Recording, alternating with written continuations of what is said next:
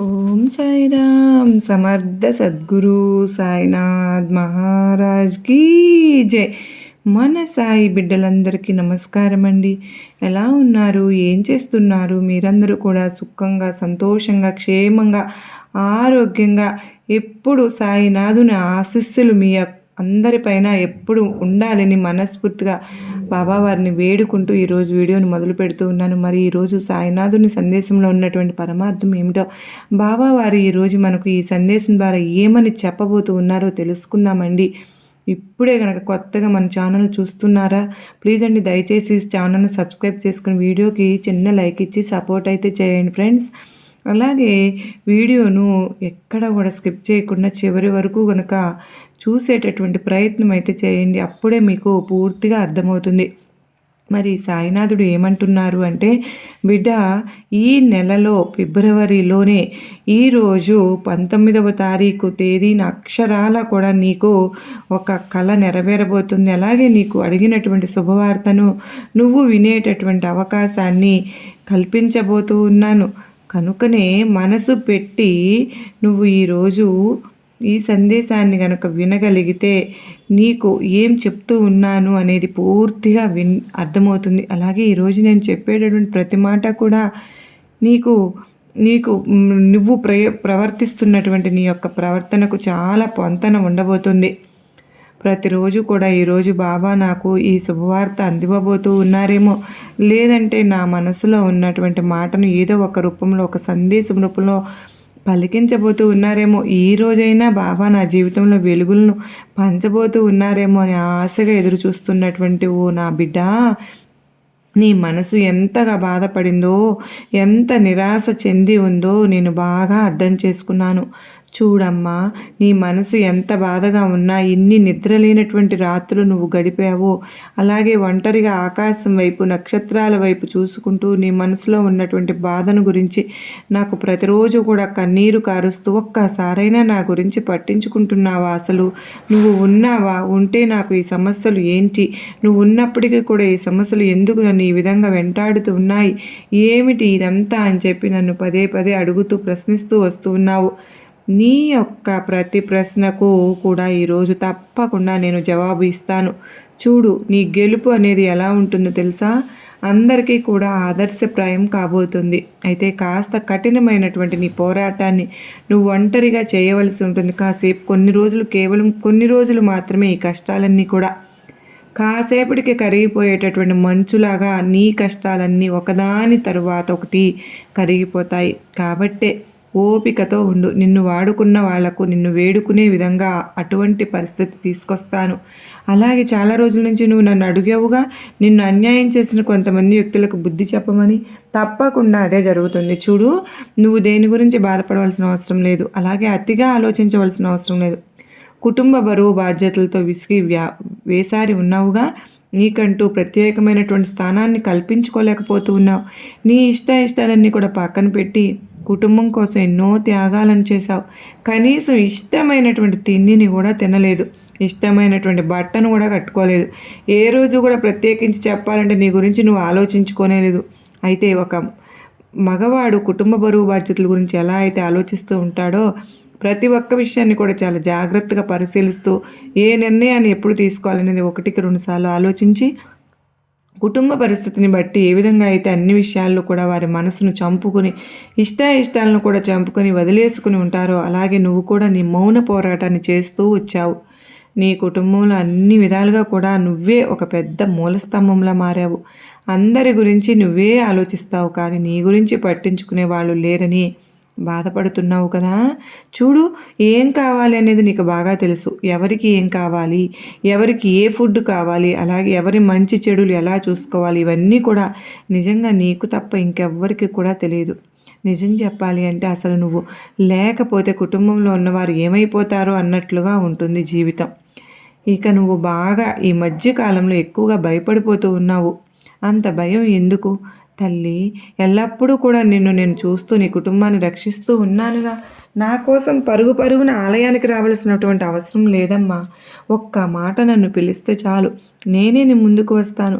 అసలు నన్ను నా గురించి నువ్వు ఎక్కడెక్కడో వెతకడం ఏమిటి? నీ ఇంట్లో నీ మనసులో నువ్వు ప్రతిరోజు నీవు నా ఫోటో పెట్టుకుని చక్కగా పూజ చేసుకుంటూ ఉన్నావుగా, అక్కడే నేను కొలువై కూర్చుని ఉన్నానమ్మా. చాలా భయపడిపోతున్నావు, అధైర్యపడిపోతున్నావు, పీడకలలు వస్తున్నాయి, నన్ను పట్టి పీడిస్తున్నట్లుగా అనిపిస్తుంది, నీకు నా మనసుకు ఏమీ కూడా ప్రశాంతత లేదు అని అనుకుంటూ ఉన్నావుగా. నీ కోసం అటువంటప్పుడు ఏదో ఒక రూపంలో తారసపడుతూనే ఉన్నాను. నీ మనసులో నన్ను తలుచుకోకపోయినా నా మాటలు నీకు వినిపిస్తూనే ఉన్నాయి, అయినా నువ్వు గమనించుకోవడం లేదు. ఎందుకు అంటే నీ మనసులో ఏర్పడినటువంటి అపనమ్మకం, దుఃఖం, ఇవన్నీ కూడా నిన్ను నా దగ్గరకు చేరనివ్వడం లేదు.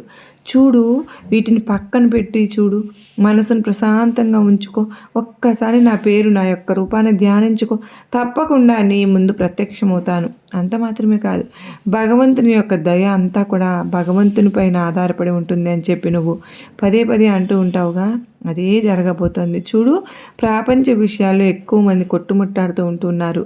వారి కర్మ ఫలితాలను, అంటే వారు చేసుకున్నటువంటి కర్మ ఫలితాలను అనుభవిస్తూ ఉన్నారు. కానీ అన్ని రకాలైనటువంటి కర్మ ఫలితాలను నువ్వు అనుభవించేశావు. అయితే అన్నీ కూడా నువ్వు అనుభవించావు కనుకనే నీ జీవితంలో మంచి చెడుల గురించి మాత్రం ఎక్కువగా ఆలోచిస్తూ అక్కడే మిగిలిపోయి ఉన్నావు. జీవితంలో ఏదో ఒకటి చేయాలనేది నీ కళ.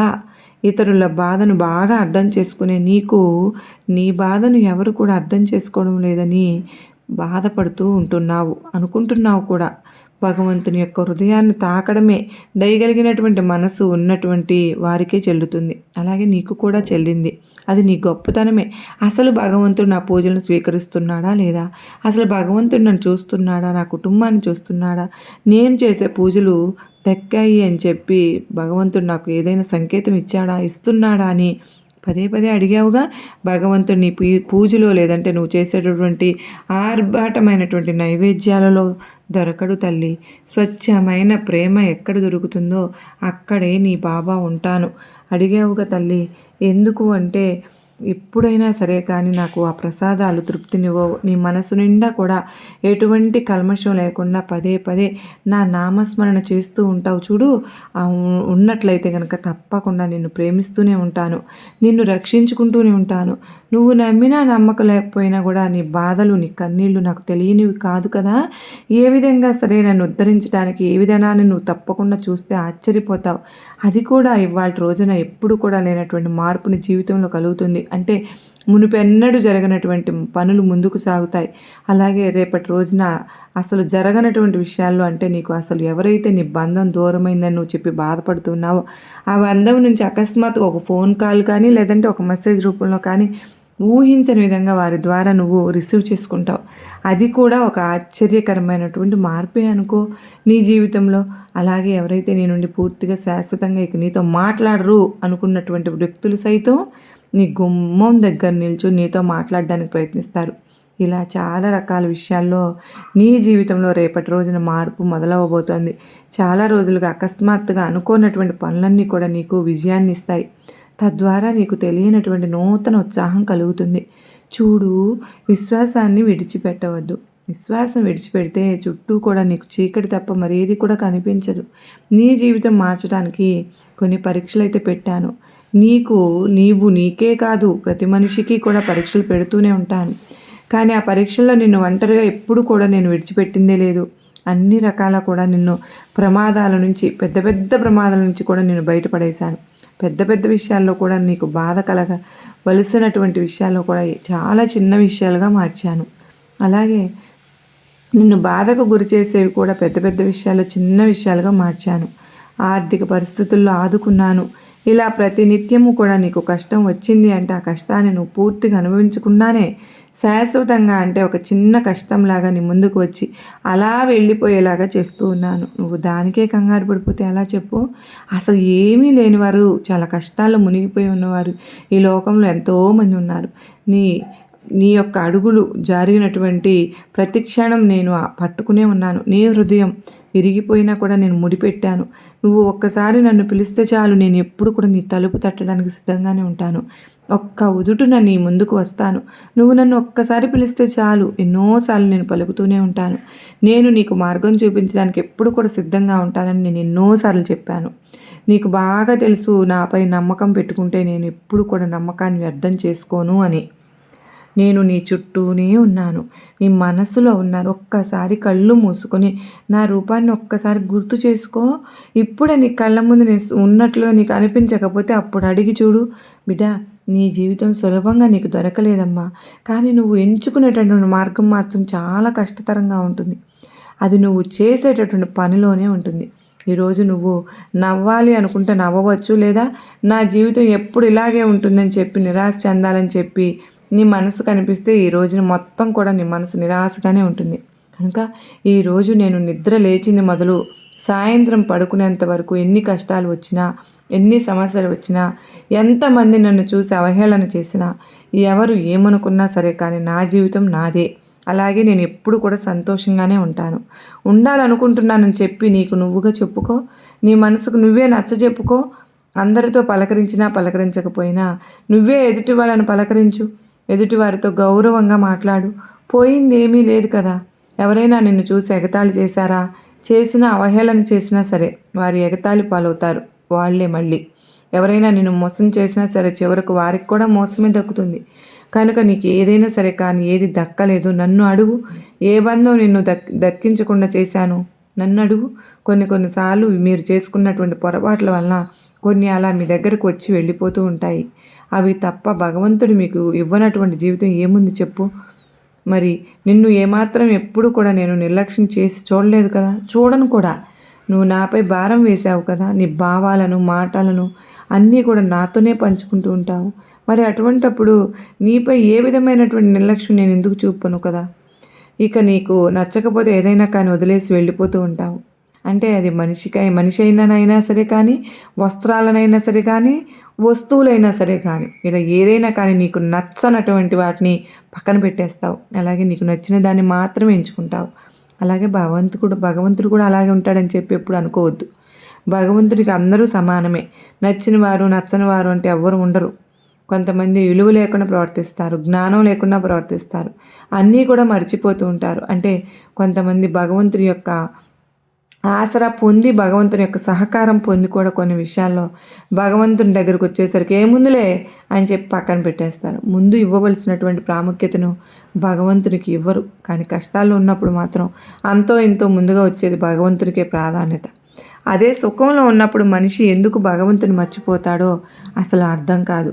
అంటే మానవ నైజమే అంతే అనుకోవాలా, లేదంటే మీ ప్రవర్తన ఆ విధమైనటువంటి ధోరణికి తీసుకువెళ్తుందా అనుకోవాలో ఏమాత్రం తెలియడం లేదు. మీ మనసులో ఏమున్నప్పటికీ కూడా భగవంతునికి మాత్రం అది అలా చేరిపోతుంది. ఇక మీకు సంతోషం ఉంటే ఒక బాధలా ఉంటే ఒకలాగా ఎప్పుడు ఉండవద్దు. మీ జీవితాన్ని ఎప్పుడు కూడా సమానంగా స్వీకరించేవారే భగవంతుని చూడగలుగుతారు. నీ ఆలోచనలన్నీ కూడా రూపుమాపుతాను, అన్ని రకాలు కూడా నిన్ను కాపాడుకుంటూ వచ్చాను. మరి నువ్వు అడిగినటువంటి కోరిక నెరవేర్చుకుంటా ఉంటానా చెప్పు. ఈ ప్రాపంచికమైనటువంటి విషయాల్లో కోరినటువంటి కోరికలు తీర్చలేదని చెప్పి కాకుండా ఏది కావాలో దానికి మాత్రమే భగవంతుడు నా జవాబు. అలాగే నాకు ఇవ్వవలసినటువంటి వస్తువులు కానీ, లేదంటే నాకు కావలసినటువంటి అవసరాలకు సరిపడా ధనం కానీ ఇస్తే చాలు. అలాగే సంపూర్ణమైనటువంటి ఆరోగ్యం ఇస్తే చాలు. నా బంధాలను నాకు చాలా చాలా చక్కగా, అంటే ఎటువంటి గొడవలు లేకుండా సంతోషంగా నాతో ఉండేలాగా చేస్తే చాలు. ఇటువంటివి కోరుకోండి. అలాగే నలుగురు సంతోషంగా ఉండాలని కోరుకోండి. మీ సంతోషం భగవంతుడే చూసుకుంటాడు. ఈ విధంగా నీ జీవితంలో ఎప్పుడు కూడా ఎటువంటి ఆలోచనలు లేకుండా సంతోషంగా నీ జీవితాన్ని ప్రశాంతంగా గడుపు. ఇంతకన్నా కూడా జీవితంలో ఎవరికైనా ఇంకా ఏం కావాలి చెప్పు. నీ గురించి నువ్వు ఆలోచించుకోవద్దు, నీ గురించి నేను మాత్రమే ఆలోచిస్తాను. మనిషి ఓడిపోవడానికి అనేక కారణాలు ఉంటాయేమో కానీ మనిషి గెలవడానికి మాత్రం ఒకే ఒక కారణం ఉంటుంది. అదే శ్రమించడం. కష్టాన్ని నమ్ముకున్నవాడు ఇప్పటికీ కూడా విజయం సాధిస్తాడు. మెట్లు చూస్తూ నిలబడిపోతే మేడ ఎక్కలేము కదా. ప్రణాళికలు చేస్తూ ఉండిపోతే విజయం కూడా సాధించలేము. కనుక ఈరోజే అడుగు ముందుకు వేసి నీ కార్యాచరణను మొదలుపెట్టు. నిర్ణయం తీసుకున్న తర్వాత దారి ఎలా ఉన్నా సరే కానీ గమ్యం చేరాలి అని చెప్పి మాత్రం అనుకో. తప్పకుండా నీకు ఎటువంటి అడ్డంకులు లేకుండా మూసుకున్నటువంటి ద్వారాలు కూడా తెరుచుకునేలాగా నేను చేస్తాను. రేపటి రోజున నా యొక్క సహాయం అనేది నీకు అపూర్వంగా అందేలాగా చేస్తాను. నీకు ఏదైనా సరే జరిగితే నీ ఆస్తిని పంచుకోవడానికి బంధువులు వస్తారేమో కానీ నీ బాధ్యతలను పంచుకోవడానికి మాత్రం ఎవ్వరూ రారు. అవునా కాదా? కనుకనే ఉన్నప్పుడే నీ బాధ్యతలన్నీ కూడా సక్రమంగా నెరవేర్చేటటువంటి నీవు లేనప్పుడు కూడా నీ గురించి, నీ బిడ్డల గురించి ఎవరు పట్టించుకుంటారు అనేది ఆలోచించుకో. ఈ రోజున నువ్వు సాధించినటువంటి విజయం మామూలు విజయం అవ్వకూడదు. నలుగురికి ఆదర్శం ఉండేటట్లు నలుగురు నిన్ను మెచ్చుకునేలాగా ఉండాలి. నీ ఆరోగ్యం కోసం నువ్వు జాగ్రత్తలు తీసుకో. అలాగే నీ కుటుంబం కోసం, వారి భవిష్యత్తు కోసం నువ్వు భరోసాగా ఉండు. ఆలస్యం చేయవద్దు. ఇప్పటికే చాలా సమయాన్ని ఆలోచనలతో గడిపేస్తూ ఉన్నావు. ఆలోచనలన్నీ కూడా పక్కన పెట్టు. నీ కొత్త జీవితాన్ని రేపటి నుంచినే మరలా పెట్టు. చాలా అద్భుతంగా, అందంగా నీ కలలు, ఆశలు అన్నీ కూడా నెరవేరేలాగా నేను ఎప్పుడూ కూడా నీకు తోడుగా ఉంటాను. ఇది నా మాటగా గుర్తుపెట్టుకో. విన్నారు కదా? ఈరోజు చక్కని సందేశాన్ని సాయినాథుడు వినిపించారు. మరి ఈ సందేశం మనందరికీ కూడా నచ్చింది, గొప్ప నమ్మకాన్ని, ధైర్యాన్ని కలిగించిందని నచ్చింది అనుకున్న వాళ్ళు తప్పకుండా మరికొంతమందికి షేర్ చేయండి. మరి కొంతమందికి షేర్ చేసిన తర్వాత హైప్ అనే బటన్ వస్తుందండి. మీరు కనుక దాన్ని క్లిక్ చేస్తే మరికొంతమంది సాయి బిడ్డలకు షేర్ అవుతుంది, పాయింట్స్ అనేవి యాడ్ అవుతాయి. మరి మీ అందరూ కూడా నాకు సపోర్ట్గా నిలబడతారని ఆశిస్తూ, సర్వే జన సుఖినో భవంతు, లోకా సమస్త సుఖినో భవంతు.